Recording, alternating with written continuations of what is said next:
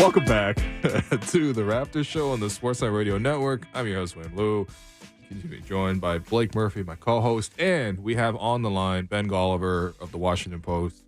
It's time to talk Wemby. What's going on, Ben? Not too much, guys. Just in the afterglow here in Phoenix. Incredible performance last night from Wembanyama, 38, 10, 2.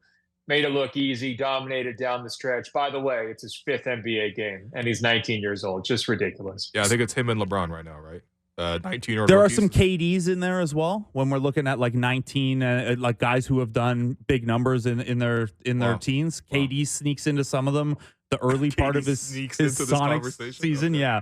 Wow. Ben, man, I know you're basically on the Wemby beat at this point for the Washington Post. Before we get into some of the specifics, how has that been? Like so far, it's kind of delivered. Not kind of. It has delivered on the hype and the excitement. What's it been like being around him and that team kind of day to day right now to start the season? Well, this is a honeymoon season for San Antonio, right? Like there's no pressure. It's just fun. Everybody's young. We've heard these stories about like other superstars having difficult acclimations to the NBA, right? Like Michael Jordan and the hard drug use in Chicago and LeBron James and all the veteran guys kind of skeptical of him and pushing back and maybe threatened by his presence when he got there to Cleveland.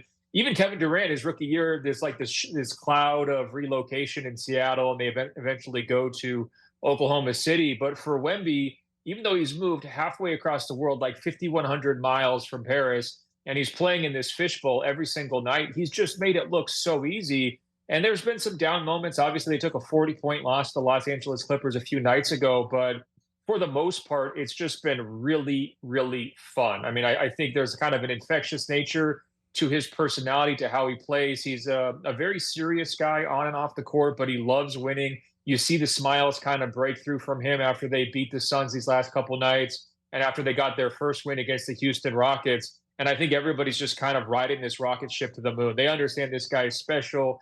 It's sort of a matter of when, not if. And I think we got that answer yesterday when he just absolutely destroyed Phoenix kind of in every way possible. I mean, dunking over the top of them, blocking shot after shot. Down the stretch, he drills that dagger three-pointer off the dribble, looking an awful lot like a taller and longer Kevin Durant. I mean, it's just been a whirlwind, I think, for these first couple weeks. And next week he goes to New York, and I think you're going to see a lot of attention when he gets that first game in MSG. Yeah, I was going to say my favorite plays from last night were just the Spurs players realizing, all we have to do is throw like not even an accurate pass. Like we just like it's like a corner kick in soccer. We're just gonna hoof it somewhere in that general area, and he's just gonna go up there and get it, and he's gonna he doesn't have to dunk it. He's just like redirecting it, tapping it, like not even just like finger rolling it in. But he's so tall and so long that's all it takes. But I mean, yeah, out of the 38 points and all the defensive sequences too, like was there one that stood out to you of this is something I've never seen before? Well, just the sheer volume of the lobs where they're just going to it over and over and over again, just exploiting Phoenix's weak interior defense. I can't really remember seeing that play work like 4 times in a row like it did for Wemby. And obviously he's doing it in slightly different ways each time. He actually compared it to freestyling. He's like, when I go out there, I'm not deciding what I'm going to do. I'm not predetermining anything. When he's trying to finish around the basket, he wants to be very improvisational. And, when he did that showcase against the G League Ignite last year, they had him juggling tennis balls to work on his hand-eye coordination, and a tennis ball in his hand really looks like a ping pong ball in our hands. And it's kind of the same deal with the basketball. Like it looks like a volleyball in his hands. His hands are just huge. And I think that really helps him when it comes to the touch around the basket. So yeah, he's doing like over the head shots on Tuesday night where he's like flicking them backwards over his own head. Last night it was a lefty dunk here, and then, like a reverse layup with his left hand, like under the hoop, Dr. J style. I mean, just play after play after play. I think I was joking to the guy next to me during the game that his highlight reel was going to be up 5 minutes long. And I think his highlight reel actually wound up being longer than that when they put it together at the end of the night. So it's just ridiculous. But I want to stress, he's not just a highlight player. This guy's a massive impact offense and defense player. You look at their plus-minus numbers when he's on the court versus when he's off the court. It's night and day. No huge surprise because San Antonio is a young team and they're not super great. And he's such a big, defensive force. But He's blocking shots without even flexing his knees, let alone jumping. Like he's making Grayson Allen look like a seventh grader the other night. It's just goes on and on. We could talk about him for hours. And look, we're going to talk about him with you for at least a half an hour, and then we're going to do it a bunch on Monday when the Raptors have seen him.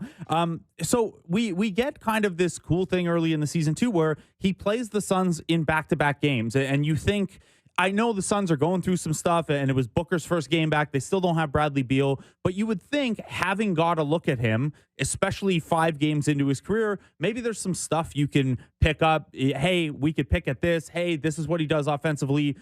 Stop losing the 8-foot guy to back cuts somehow. But instead, your mic is off, William.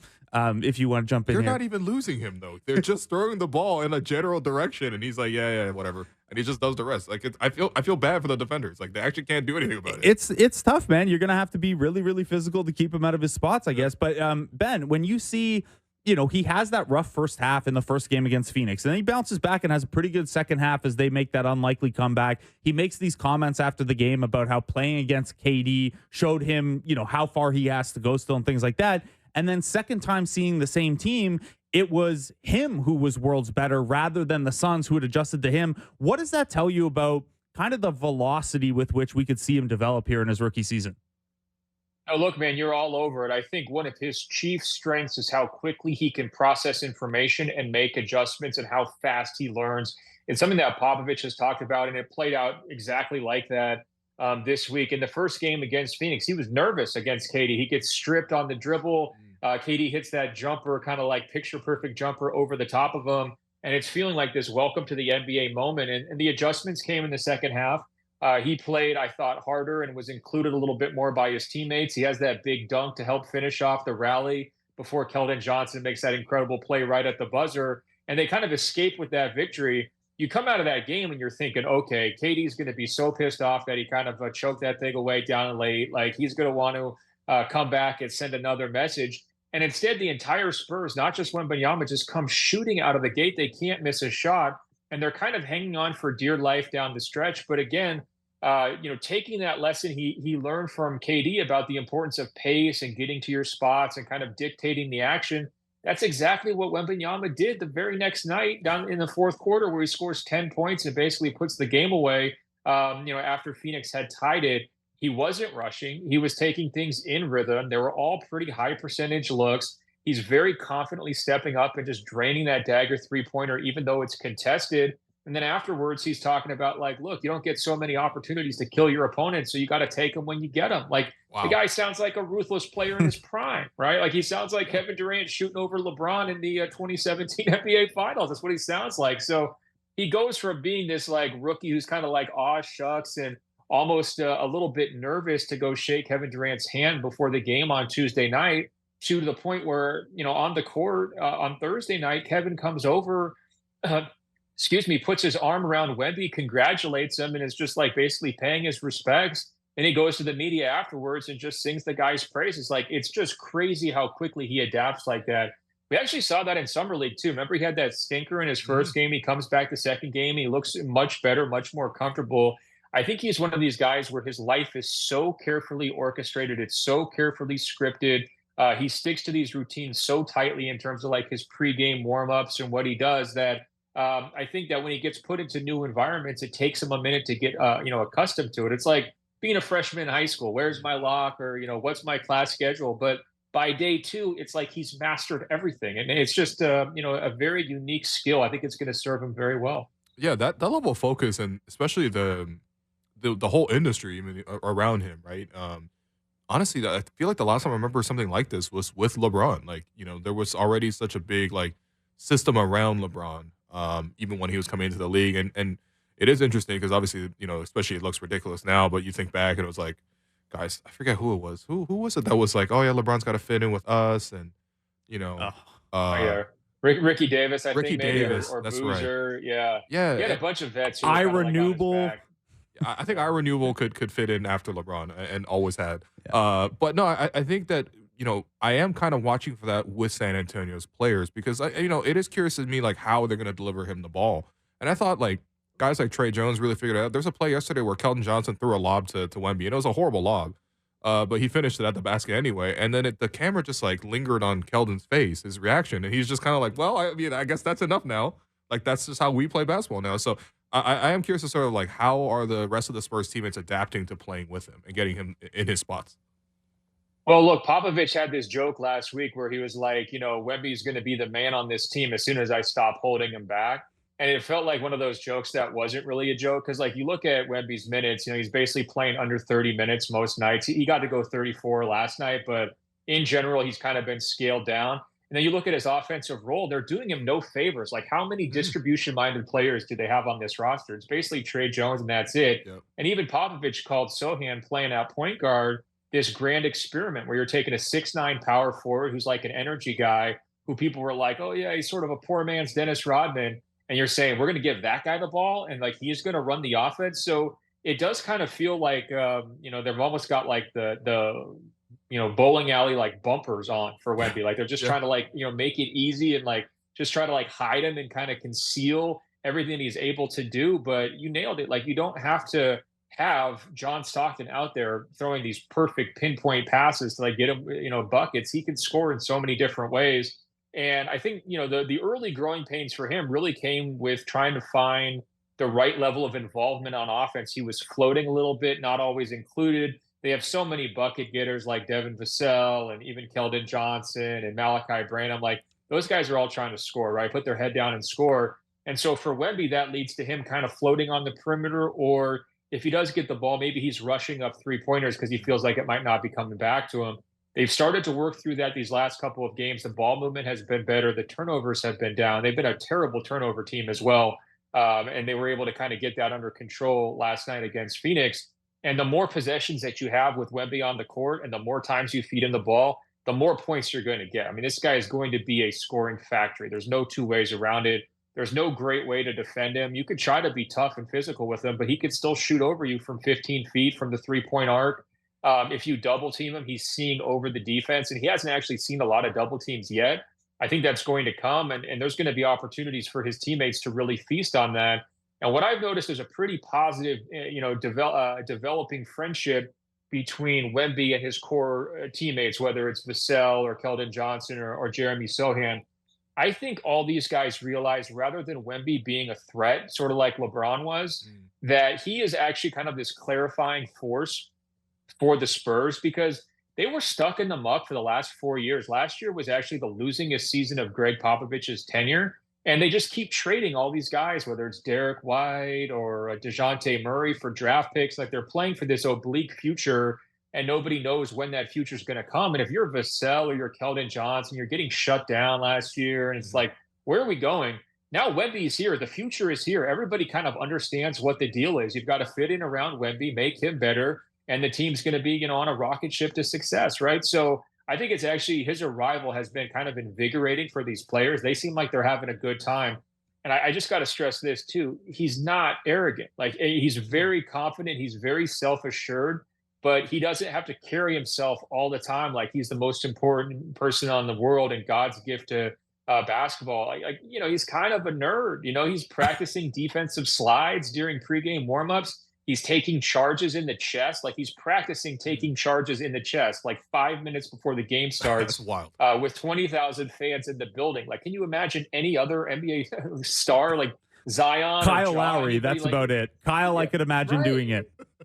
Right. Yeah. And speaking of nerds, right? Basketball nerds, right? So, he's just a very different guy. And I also think he's kind of humbled by his family experience as well. Like both of his parents have been traveling, from game to game with him. His sister's been there as well. And like he gets all this attention for dressing up for Halloween, but his sister had the best costume in the entire family because she dressed up as him. And it was a spot on costume. Like she had like this facial hair on her face and like, they're all, running down to the court to like shake his hand when he's coming off the court. Like you can just sort of feel this protective cocoon around him. And, I think that helps too. Like, I think it helps, his teammates realize that he's a person, even though he's 7'4", like he's got feelings, he's got family members he care about. And I think they've started to really develop a nice culture down there. The big question is how many of these guys stick long-term, right? Like there's a whole bunch of young guys who could be here today and gone in a couple of years, but For now, I don't feel the toxic teammate stuff that a lot of stars have had to deal with. Just doesn't seem like he's dealing with that. And it probably helps too that a couple of these guys have already got their next contracts already, right? Like Kellen Johnson has his next deal. Zach Collins has the extension. Jeremy Sohan has the next, or Devin Vassell. Sorry, Sohan's not eligible yet. Trey Jones got his deal in the summer. Yeah.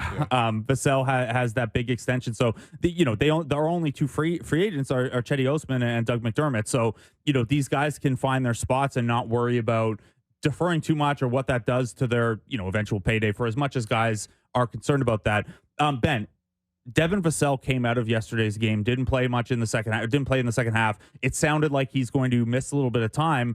I know that is not specific to the Wemby, the larger Wemby points you were talking about, but it does mean that on Sunday we might see, I would imagine Trey Jones starts in that spot. What might we see differently in the Spurs against and Wemby specifically against the Raptors than other teams have seen with this kind of unconventional starting lineup, if it is Trey Jones that starts and Devin Vassell does miss the game? So Popovich wouldn't say who was going to start. It's possible that they'll start Branham because he was the guy who started in the second half, I believe, for San Antonio, and just kind of spot start him because he's more of a bucket getter. He's more similar to Vassell in nature. So that way everybody else can kind of keep the same roles. And they can bring Trey Jones in off the bench to lead the second unit like he has been. So I would think that's probably the direction he goes. And so maybe it won't be this radical departure. But I think the bigger point here is that, Vassell being their high usage guy, like he was sort of their leading scorer, number one option for the first few games. With him being out, it's like all bets are off. Wemby, you can have as many shots as you want. We're looking for other sources of offense. And I just don't think it was coincidental that his best offensive showing here was the second half of last night's game, which just also happened to be the time when Vassell wasn't on the court. That's not a knock on Vassell. It's just there's a lot of possessions that need to be used and greater opportunities for Wembanyama to use them.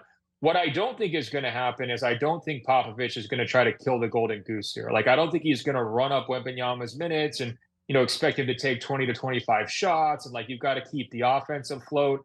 I think they're okay if they drop some games here and there because, they have a very long-term strategy. They have a very young and inexperienced roster, and they're not in any rush. So, I think it creates an opportunity actually for San Antonio's opponents here during Vassell's absence to maybe be able to, beat a little bit of a wounded team.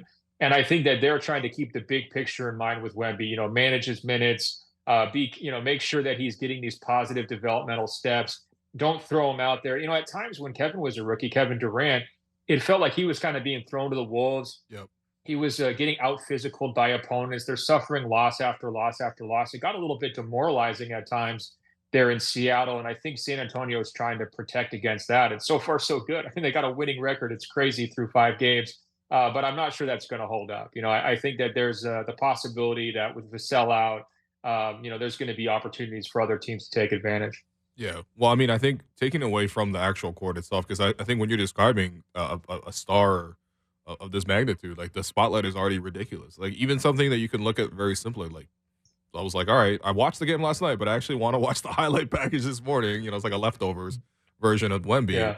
And I'm going on YouTube and I'm looking at the NBA account. It's like 2 million views on just Wemby and just this one game. And honestly, there's very few games in the NBA that what was yesterday, like November the 2nd? Yeah, like no November 2nd game should have 2 million views. But like that's how much fascination there is around a guy like that. And I am really curious in terms of just like, all the things off the court that you need to do to support this kind of thing. Because mentally it's got to be ridiculous that as a 19-year-old, you have like this much attention on you this quickly and you're having success that quickly. Like I don't know how you would manage that. Like I actually can't imagine the average person in this spot. It would take so much support around him to make this successful. Well, keep in mind, he's not the average person, right? Like he's pretty quick to point out he's been tall his whole life. Like he hasn't been able to hide from this since he was pretty young, right? I mean, you've seen the highlights, I'm sure, when he's like 8 years old and he's like dunking on like small hoops, like, looks like he's twice as tall as his opponents. He is used to this. He is accustomed to this. And that was something I picked up on even last year when he came over to Henderson, Nevada for those showcase games. Like, there was a lot of big wigs in attendance, a lot of NBA power brokers, and he was very cool, calm, and collected in that environment. He seemed very well prepared for that environment. I do think playing in San Antonio helps because it's a little bit of a cocoon down there. They have a great fan base that loves the team, that's like really thirsty to kind of get back in the mix. And so they've already got like all these murals all the way around town of Wemby, right next to a Manu mural or a Timmy mural. Now you've got these Wemby murals. So they've totally embraced him. And just by virtue of not being on the coasts, there's a lot less media attention, right? So his Right. debut game was crazy. I mean, hundreds of media credentials handed out for that. That's not going to be the average night in San Antonio. So I think that helps him. Also, keep in mind, this dude's like Gen Z or whatever's after Gen Z. So he's used to social media and the phones and brand building and all that kind of stuff. Like, I don't think he looks at a YouTube clip and says, "Oh my God, 2 million people are watching me."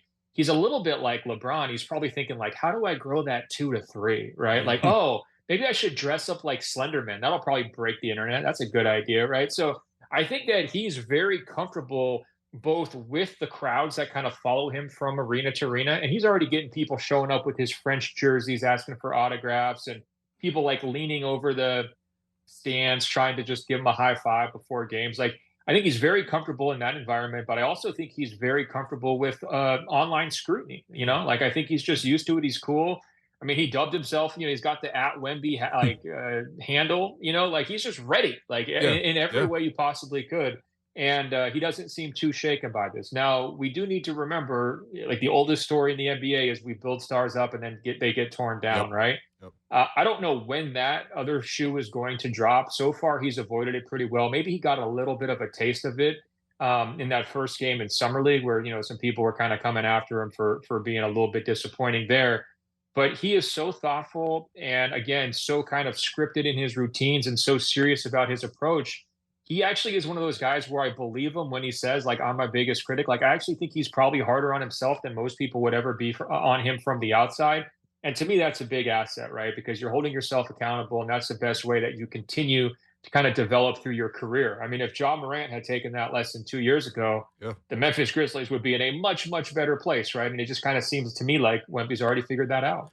Okay, so he's checking all the boxes on the court. He's checking the boxes in terms of learning the game and applying that development. He's checking the off-court boxes in terms of the groups around him and how he's handling the scrutiny and social media and all these things. So let's play out the scenario where things keep progressing really, really well. Wemby is everything that was promised. They're plus 13 when he's on the floor already, even though they're, they have a giant negative as a team, despite being 3-2 in terms of plus. Single-handedly won them 2 games in the clutch already. He keeps helping drive winning, and the Spurs team is a little better than expected. How tempted are the San Antonio Spurs going to be to expedite this thing and look at, hey, there's a bunch of cap space. There are draft assets thanks to the Raptors and their love for Jakob Poeltl. Yeah. There's cap space. There's draft assets. There's young players on this team. If Wemby continues to deliver at this rate, what does the timeline look like for the Spurs being like, you know what? Let's try to win now? Well, if we judge them off this past summer, we would say there was no accelerated timeline whatsoever, right? Like there was veteran point guards available they could have gone and grabbed and potentially just kind of like helped ease Wembanyama's transition to the NBA, and they just didn't even care. They're like, we're going to pay our guys. We're going to take it nice and slow. I do think that's going to be their general approach here, though. Like, I don't think they're in a huge rush, even if Wemby's ready for like big stuff. Like, is it crazy that he could win Rookie of the Year, be an All-Star, and be a Defensive Player of the Year within his first 2 seasons? Like, I think that's on the table, right? I mean, that's pretty lofty stuff, but I think that's definitely on the table at this point. But I think that they're looking at this, with the same approach that they used with Robinson and Duncan. And it's like, look, we want this to be like a lifelong deal. We're not trying to, run you into the ground with minutes. We're not going to try to sacrifice flexibility to go out and make some, quick, patch moves to get you like some secondary star who's going to be able to help you win now. Like, I just think that that's never been the San Antonio Spurs philosophy. And, we'll see because, they don't have a ton of talent right now. Like you look at these guys, Vassell and Keldon Johnson, like if they're leading their own teams, that team is not very good, right? But maybe they could be the third, fourth, fifth best guy on a good team. So it will be an interesting challenge for how San Antonio goes and gets the number 2 guy, the number 3 guy, whether that comes from the draft. Will they be bad enough to get really good draft picks or free agency? I mean, it's San Antonio. Like, is Wemby going to be a magnet to be able to draw people to want to play with them? We haven't really seen Luka Doncic be able to do that in Dallas all that well. So It's going to be a challenge to kind of put this team around, but I promise you, they're not worried about that. Like they're just having such a good time right now, day to day. They got plenty of time to worry about that down the road. I mean, Popovich told this funny story. He didn't even watch the draft lottery. He was asleep on a plane to Italy because he was going on vacation with his family when the draft lottery happened. He was trying to keep his expectations down, like he didn't want to get his hopes up, And so I think they're still wrapping their mind around the gift that they were given by the basketball gods, right? And I don't think they're going to be saying, "Oh yeah, we better do what the Clippers did and trade for Paul George ASAP." I just think San Antonio operates on the other side of the spectrum from that. What a luxury it is just to keep dreaming on the future because, yeah, I mean, that's just the reality. I also think about this an alternate universe where Pop gets off that plane and he's like, "Oh, I'm going to have to coach Brandon Miller. All right. I'm not coming back. Let me just enjoy Italy." Ben Golliver, appreciate you for joining us on the show. This is great to chat. Oh, Alex, you want to get tapped in again? Yeah. Ben, this is he's just been here this whole time. Ben, this is Alex Wong, author of Prehistoric: The Audacious and Improbable Origin Story of the Toronto Raptors. Sold out on Amazon, now available at Indigo. I hope you got your copy, Ben. Did you receive your copy yet? Well, Alex, you should have teed me up, man. I was going to say I've got my copy. It's waiting for me at home. I'm ready to rock. It's a beautiful purple cover. Whoever did the art did a great job. Shouts to Jake Cyril, the artist. Yeah. Yeah. So feel free to, I'm glad to plug you anytime, man. Congratulations on the book. I hope you guys are all holding up okay up there. A little worried about your Raptors after they dropped out one of the Blazers the other night, but I guess we got Jakob Poeltl and Thad Young from the Spurs. No, don't worry, Ben. That's why we've been spending 2 hours talking about Wemby, and we actually have a couple quick questions for you before our Zoom times out. Okay. Which we're talking about this at the top of the program. If you could pick 2 NBA players in the league right now to stack on top of each other to guard Victor Wembanyama, which 2 players are you stacking on top of each other? Oh my goodness, that's a really, really good question. Because my first thought would be like KD and Chet, but then I'm wondering like, do those guys have the upper body strength to be able to form the vertical line that you would really need? Definitely need verticality. Have to have quick foot for a 14-footer. You need a strong base too, though, Ben. You need a strong base too, though. Like a strong base. Yeah, I think you need the quickness, maybe even more than the strong base, because Wemby's so fluid and he's trying to, dance on you. So that's a tough one. I think if you had KD with the little things they use during pregame warmups, like the pads they use to kind of like simulate shot blockers, I think that would be the ideal Wemby defender. Okay. So KD on Jamal Magloire's shoulders then, because he has always had the pads. Not this year, but historically he's been the pad guy. Second question for you, Ben. I've been telling these guys on the program, I've got the Spurs winning a title in 3 years. Like I'm picturing Zach Collins jumping into Victor Wembanyama's lap at the buzzer. They're posed up like Tim Duncan and David Robinson. Are you familiar with Zach Collins' game? As a reputable national NBA writer, are you willing to join me and endorse this take on air right now? Look, I think this is the best possible moment to get that take off, to be honest. I can't endorse it, but like anything's possible after last night, right? It's like, would it be nuts if he was like, finals MVP like rookie Magic? I mean, yeah, it would be nuts, but it all feels dream. It all feels like it's on the table, right? Yeah, you could definitely dream. Zach Collins is just a great character for this whole group. Like this crazy guy from, born and raised in Las Vegas, ready to just, drain 3-pointers over Phoenix last night and like mix it up in the paint. And nobody has really tested Wembanyama super hard physically yet. And I think it's probably because of either Zach Collins and or Keldon Johnson. Like, I think those 2 guys are emerging as like bodyguards, and that's a great role to have. Charles kept Charles Oakley famous for 20 years, so it's a good angle if you can get in on it. Okay. Raptors legend. Zach Collins going to be Udonis Haslem in 17 years. Oh, man. Last question for you, Ben. You wrote the great book Bubble Ball: Inside the NBA's Fight to Save a Season. It was a great read. I think people that don't know, you were one of the few reporters that was in the bubble. We talk about this sometimes on the show. When you think back to those times, what is your favorite random bubble story that comes to the top of mind for you? Oof. Well, I try not to think back to those times. I'll tell you that. Like, Sorry. the other thing that's crazy is I covered the Tokyo Olympics, and I blocked that completely out of my mind. Like, I don't even remember anything about that experience. That was arguably harder than the bubble. I think, from a historical standpoint, the most important moment of the bubble was probably the Bucks boycott. I'll never forget that day because it was just like sheer craziness. But I think from like a personal standpoint, I just got doused like head to toe in champagne by LeBron James because he had nobody else to celebrate with. I just happened to be standing there. He celebrated his 4th ring with Ben Golliver. Nah, that's a Mickey Mouse ring. Oh, it's official. It's a Mickey Mouse ring. Well, hey, come on, be nice. But it's like, yeah, he had nobody else better to celebrate with. So for me, it was a great moment. For him, it probably wasn't as fun as the previous 3, but obviously I got a cork, I think, from that night, and I got some fun pictures and videos to kind of like brag to all my friends for the rest of the time. No, that's amazing. Yeah, that I'm tapping back out, Ben. I appreciate you giving me 5 minutes. That officially surpasses J.R. Smith being the first person to take the trophy, I think. Oh my God. Anyway, Ben Golliver, Washington Post. Appreciate you. All right.